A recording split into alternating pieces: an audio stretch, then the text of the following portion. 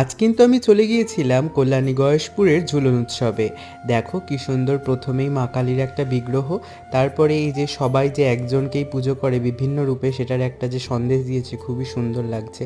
আর এখানে একটা লাইটের সিস্টেম ছিল, একদিকে চৈতন্য মহাপ্রভুকে দেখা যাচ্ছিল, একপাশে রাধাকৃষ্ণ। দেখো এই রাধারানীর পদ্মের ফুলের মধ্যে কৃষ্ণকে, মানে যখন আমরা কাউকে ভালোবেসে ফেলি, তার প্রতি সমর্পণ হই, চারিদিকে শুধু তাকেই মনে হয় দেখতে পাই, তেমন একটা জিনিস।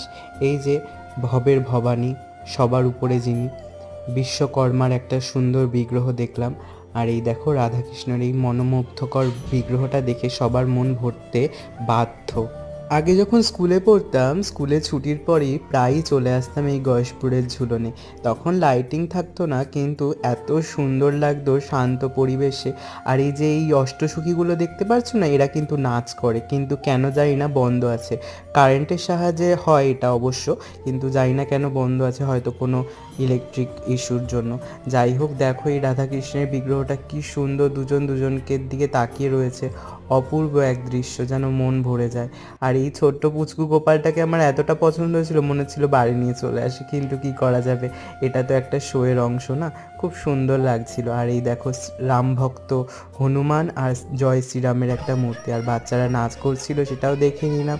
খুবই মজা হচ্ছিল আজকের দিনটা। তারপরে অন্য একটা ঝুলনের মেলায় চলে আসলাম। এখানে কিন্তু থিম করেছিল বৃদ্ধাশ্রম, কিভাবে ছেলেমেয়েরা তাদের বাবা মাকে বৃদ্ধাশ্রমে ফেলে নিজেদের আমোদ প্রমোদে ব্যস্ত হয়ে পড়ে। যেই বাবা মা আমাদের ছোট থেকে বড় করেছে, সেই বাবা মাকে কি করে ভুলে যায় ভগবান জানে। যাই হোক, দেখো মিডিলে রাধাকৃষ্ণের যে বিগ্রহটা, আবার অপোজিট দিকে যে বৃদ্ধাশ্রমের দৃশ্যগুলো তুলে ধরেছে, কিভাবে তারা কুটির শিল্পের সাহায্যে নিজেদের জীবন পরিবাহ করে, সবই দেখা যাচ্ছে।